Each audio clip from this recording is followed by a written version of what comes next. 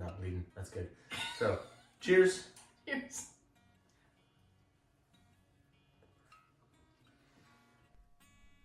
All right, gang. Today we're going to be making one of our favorite things, which is German style dried sausage. We have pork, we have beef. These are ground from a local butcher. I know exactly what's in them, even though you shouldn't use ground meat generally.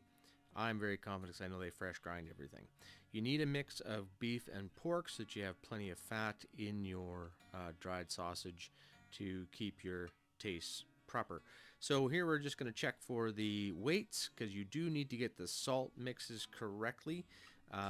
You need a percentage of your meat weight in order to make sure that things are cured and safe. So here we're going to add 105 grams of non-iodized salt, which is 2.5% of our meat weight, and then 0.5% of the cure number 1, which is 21 grams in this case, and then it's into the taste test, which is black pepper.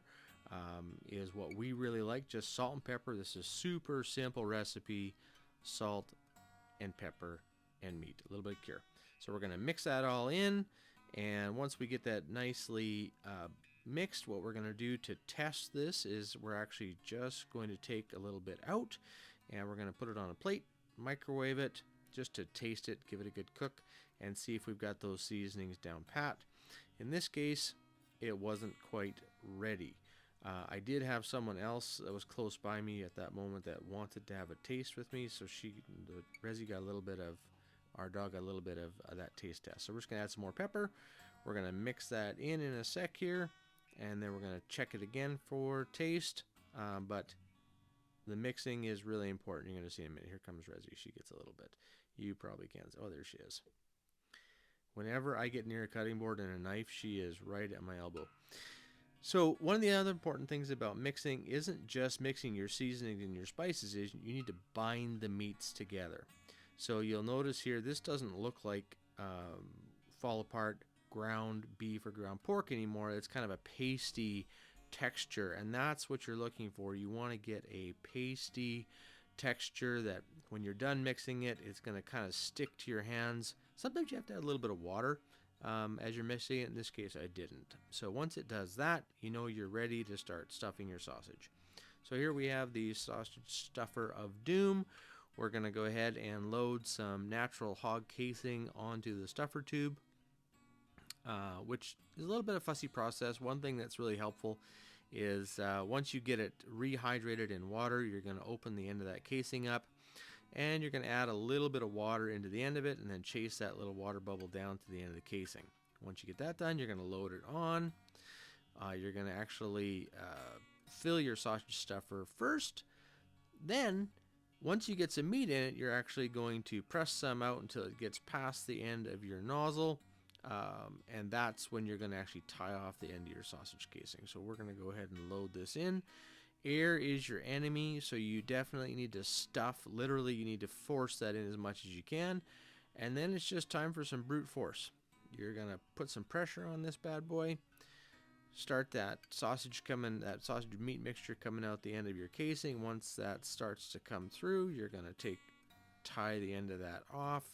Pinch off a little bit of the meat in the process.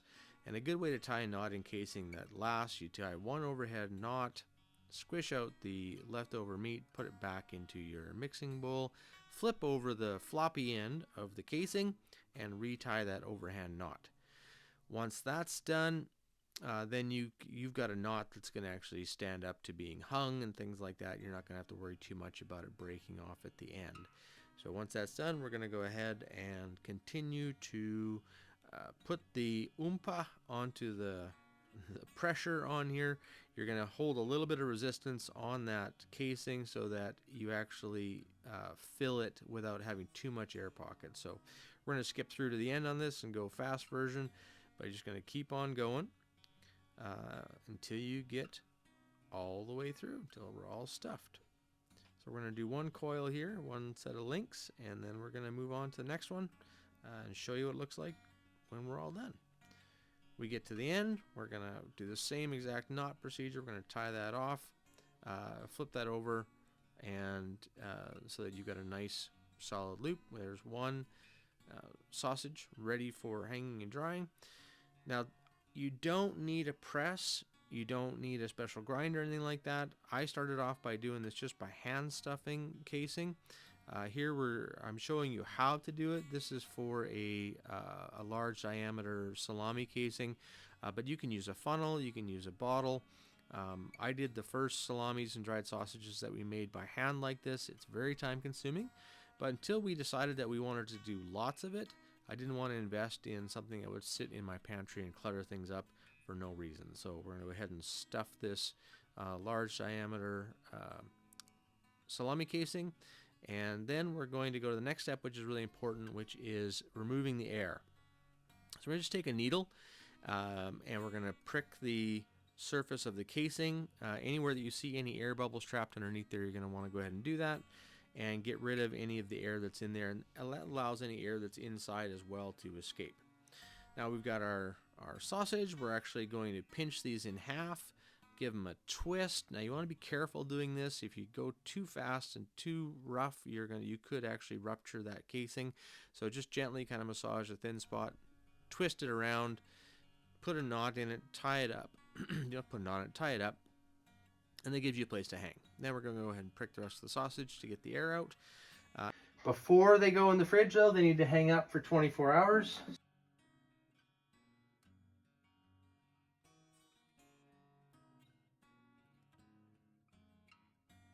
All right. So there we have our sausage. I don't know if this is going to be dried sausage or salami. We're just going to play that by ear and see how it goes.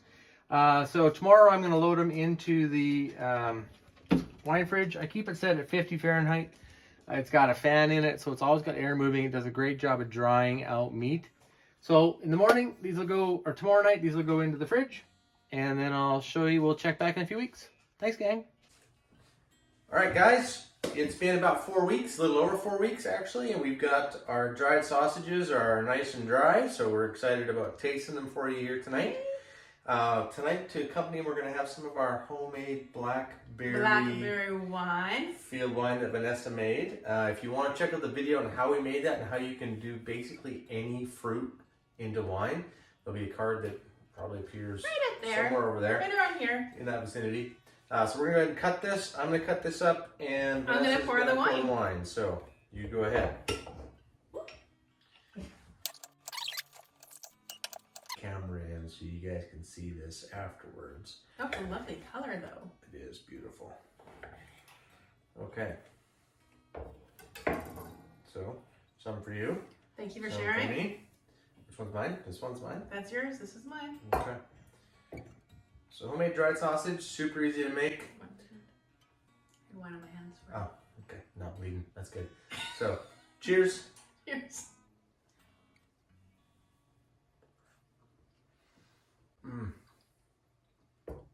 That's really good. I flippin' love dried sausage. It's really peppery too. Yeah, I went a little heavier with the pepper. Yeah, and I like that. There's a little bit of a bite right at the end. Mm-hmm. But the dryness is perfect in this. It's not like when it's really hard and you're like, you have to gnaw at it. Yeah, it's not beef jerky hard. Mm-hmm. That's perfect. Mm-hmm. So easy to make. Nothing to it. Very simple process. Hope you guys enjoy them. Cheers to our blackberry wine. Some blackberry wine. Oh, that's good.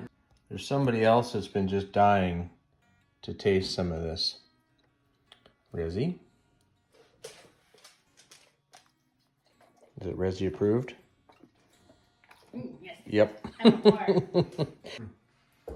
I promise you, if you make some dried sausage, some ricotta salata, also up here, or maybe even some feta, also up here. And got lots of stuff happening right around here. Right around there. Yeah.